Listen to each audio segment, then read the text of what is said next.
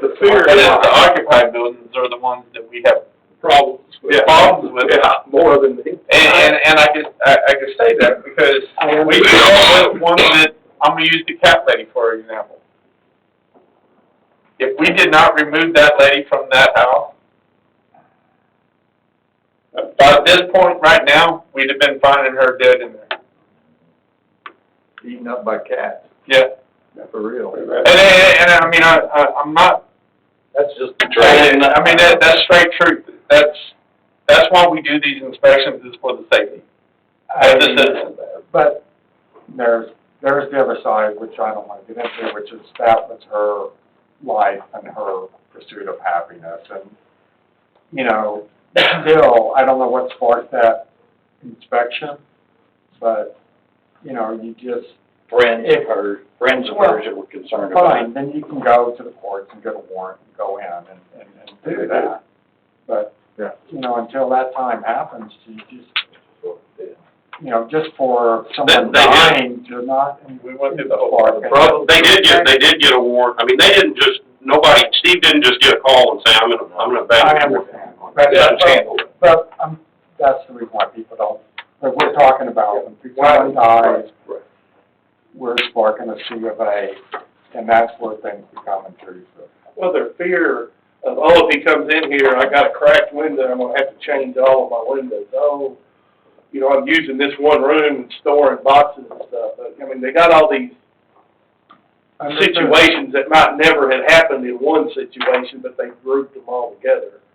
And that's why they're not. Well, and also to use, and I have not, no, I don't think COs are punishment. I don't think they're a bad thing. However, I will tell you, and I've never heard this from staff here, but things can get reputations for reasons. And I've worked in cities before where I've worked in cities before where I had council people tell me basically that we were supposed to use these inspections to run people out to try to empty properties for the city to come in and take possession of.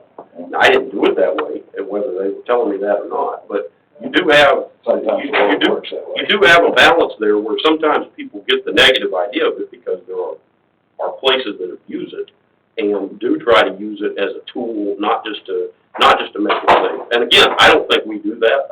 I know for a fact he doesn't do that. But that's why we are fighting these. It's not just a baseless paranoia. It's because there are unscrupulous people out there that do utilize these things in a way that they were never intended either by the city or by the state or by the federal government whenever they allow us to do this. So getting back, let's try to kind of figure out where everybody is on the generation to generation, whether it's required to CO. I think on spouse, I would say we wouldn't. I mean, if we're not going to do that. So generation to generation, I'd like to know where the council kind of is on it right now. Yes, you COs, what you're saying, whatever that child is living with their parents. Yeah, that's my deal. They're living in that house. To me, they know the condition of that house. It's different than a child, the parents die and the child moves into the house and this a movie place, or maybe it's the old home place, but they haven't lived there in years.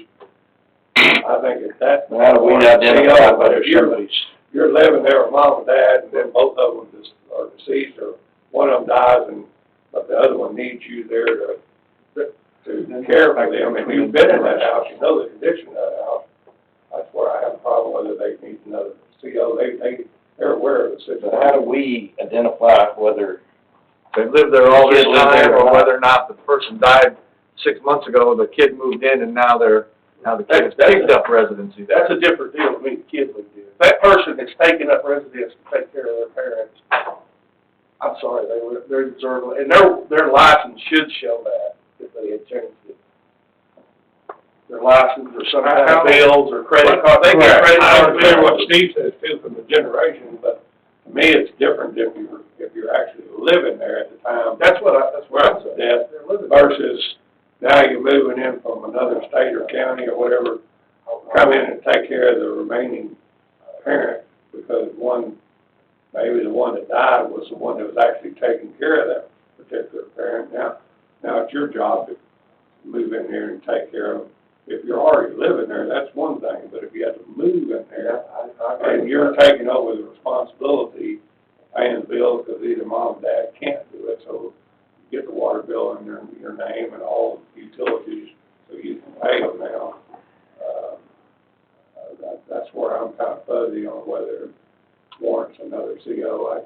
I think if you're already living there, and have been living there, even though you're a child of age, versus somebody that now is gonna have to move, or does move there, to take care of a main, parent. What y'all's thoughts on that? I agree with you. Now, I don't know the way we define that yet, if we need to define it. I mean, to me, when it's come up before, and it's come up to the council, it's been a few years. Basically, the daughter there wasn't any one thing the person did to prove it. Kind of like Chief said earlier with the you know, when you see it, the Potter Stewart thing. So the daughter came up, actually it was on 2 or 3 different council meetings, and said, you know, here's my mail I've been getting for X amount of time. I've been getting mail there. I've been this, I've been that. My license says that. And we kind of looked at it and said, I think that was far enough back. I don't think we gave any. We basically just extended it, and we didn't waive anything else.